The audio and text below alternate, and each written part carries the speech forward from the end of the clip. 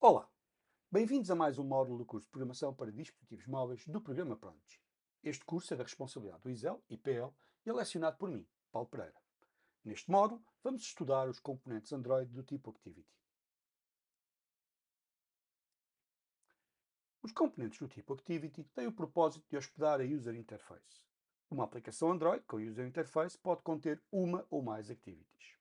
Uma abordagem muito comum, quando usada a biblioteca Jetpack Compose, é a utilização de uma única activity para hospedar toda a UI.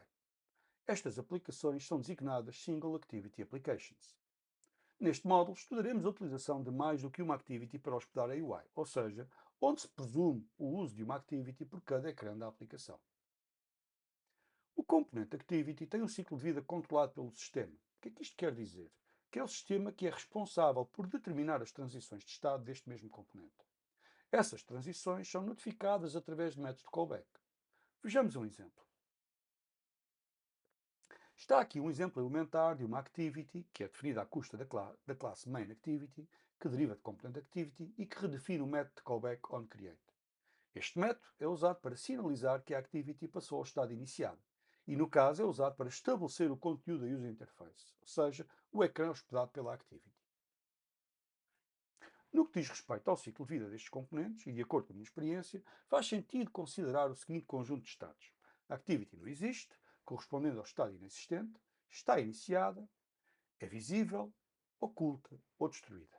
Existem outros estados, por exemplo, parcialmente visível, mas os que indiquei são os mais relevantes. Os callbacks que sinalizam as transições entre estes estados são o método onCreate, que sinaliza a passagem ao estado iniciada, o método onStart, que sinaliza que a activity se tornou visível, o método onStop, que se tornou oculta, e o método onDestroy, que sinaliza a destruição. Note-se, contudo, que o callback onDestroy não é fiável. Quer isto dizer que não há garantia de que é chamado sempre que a activity é destruída. Para uma descrição mais detalhada da máquina de estados correspondente ao ciclo de vida da activity, consulte-se a documentação oficial cujo link indico no slide. Um aspecto que tem implicações muito importantes no modelo de programação Android é a existência de reconfigurações. O que é uma reconfiguração? Uma reconfiguração é um acontecimento de caráter global e cuja ocorrência é sinalizada pelo sistema. São exemplos a mudança de orientação do ecrã, a mudança de idioma e a troca do tema em uso. Estas alterações de configuração têm caráter global e uma consequência imediata é que a activity que está a ser apresentada naquele momento é descartada e é criada uma nova instância. Ora, esta circunstância tem implicações profundas no modelo de programação Android e que estudaremos oportunamente. Existe até uma pequena brincadeira alusiva a esta circunstância, que diz que o desenvolvimento de aplicações Android até é simples, até que rodemos o ecrã. Para compreendermos melhor o ciclo de vida da Activity, vejamos algumas sequências de ações comuns e de que forma é que se traduzem em transições de estado e chamadas aos métodos de callback que as sinalizam. Uma sequência comum é a que ocorre quando a Activity é inicialmente lançada, ou seja, o utilizador seleciona o ícone da aplicação no home screen. Em consequência disso, a Activity é instanciada e o seu método onCreate é chamado para sinalizar que foi inicializada. De seguida, é chamado o método onStart para sinalizar que a Activity se tornou visível. Portanto, a sequência de estados é inexistente, instanciada, inicializada e visível. E as chamadas aos métodos de callback são onCreate e onStart. Outro exemplo é quando a Activity está a ser apresentada e o botão de back é premido, ou fazemos o gesto equivalente. A Activity está, portanto, visível. Quando fazemos o gesto, ficará oculta. E, portanto, é chamado o seu método onStop. Por fim, a Activity é destruída e é chamado o seu método onDestroy.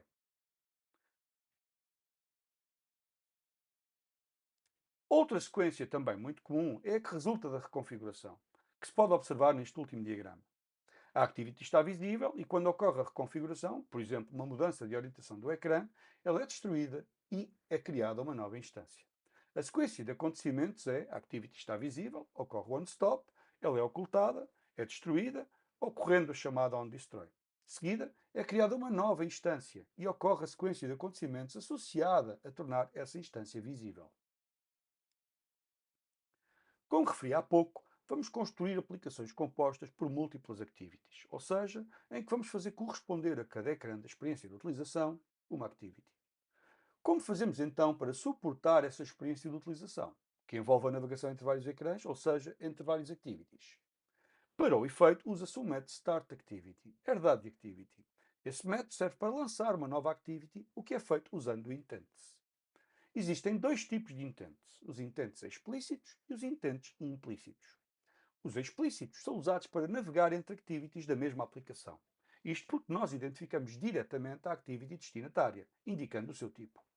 Os implícitos são usados para interoperar com outras aplicações, como, por exemplo, o browser ou a aplicação de e-mail. Isto quer dizer que podemos lançar outras aplicações sem que saibamos qual a activity específica que irá ser lançada. Essa resolução é realizada pelo sistema. Neste caso, em vez de indicar-nos a activity a lançar, que não conhecemos, caracterizamos a nossa pretensão, ou seja, a ação que pretendemos realizar. Por exemplo, visualizar uma página web. Estes intentes são mensagens que podem transportar dados. Esses dados são acrescentados como extras ao intento. Como podem atravessar a fronteira do processo, exige-se aos dados colocados em extras que tenham representações externas. Uma forma de os dados terem essas representações externas é aderindo ao contrato parse level.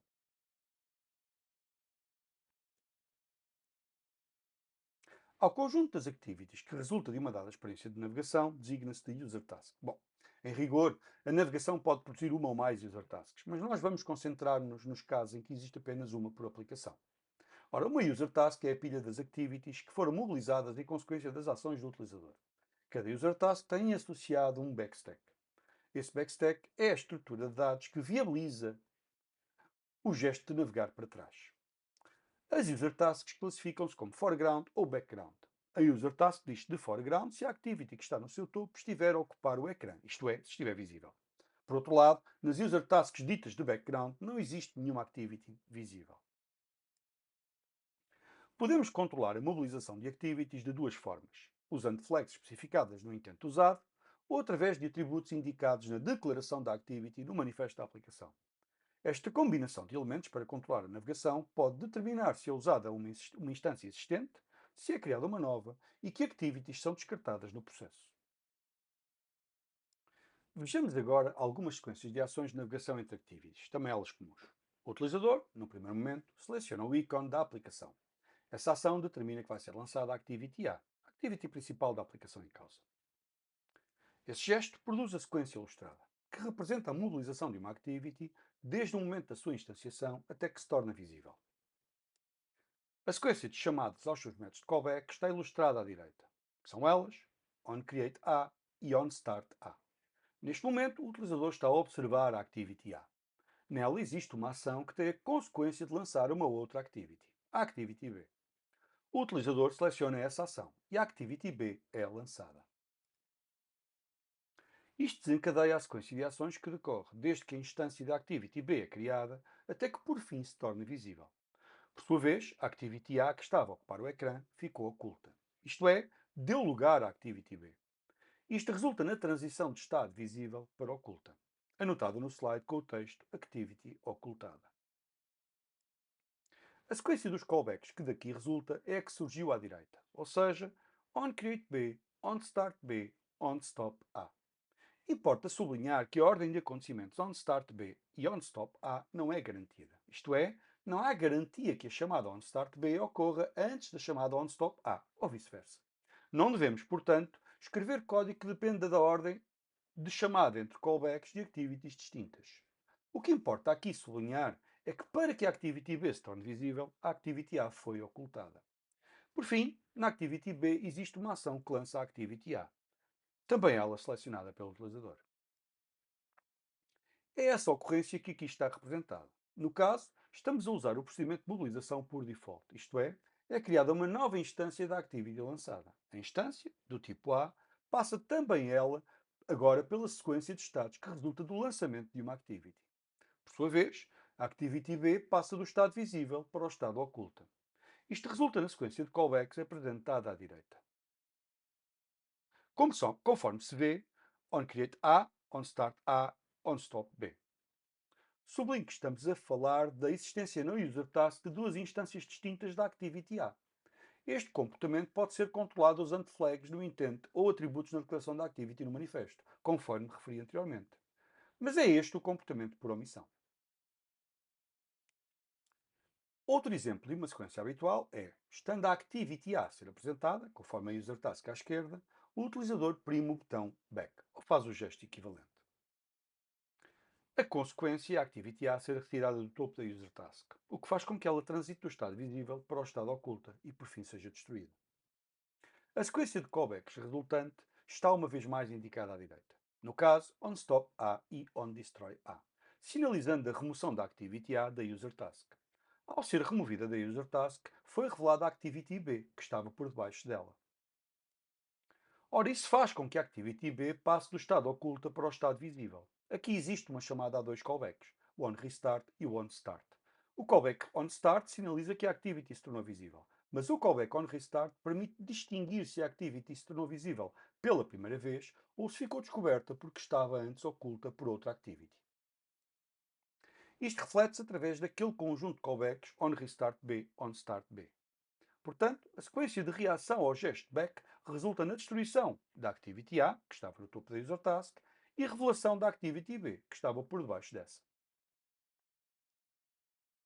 Realizada de novo a mesma operação de back, o processo repete-se. A activity B, que está visível, é retirada do topo da user task, o que faz com que ela transite do estado visível para o estado oculta. Por fim, a activity A, lançada no arranque da aplicação, é revelada. A sequência de callbacks resultante está indicada à direita. No caso, onStopB, onDestroyB, sinalizando a remoção da activity B da user task, e onRestartA e onStartA, sinalizando a revelação da activity inicial. Neste módulo estudamos o componente Activity, em particular o seu ciclo de vida elementar e a utilização de navegação entre activities. Vimos também o que são intents, nomeadamente intents implícitos e intents explícitos. Constatamos que os intents implícitos servem para interoperar com outras aplicações. No slide está o link para a documentação oficial, onde são indicados os intents implícitos mais comuns. Por fim, deixo-vos o link para o repositório onde está o código das demos usadas neste curso e que contém uma aplicação de demonstração dos conceitos aqui apresentados. E assim termino. Espero que este módulo tenha servido para vos apresentar o componente Activity, que servirá de hospedeiro aos ecrãs que iremos construir para as nossas aplicações. Até breve!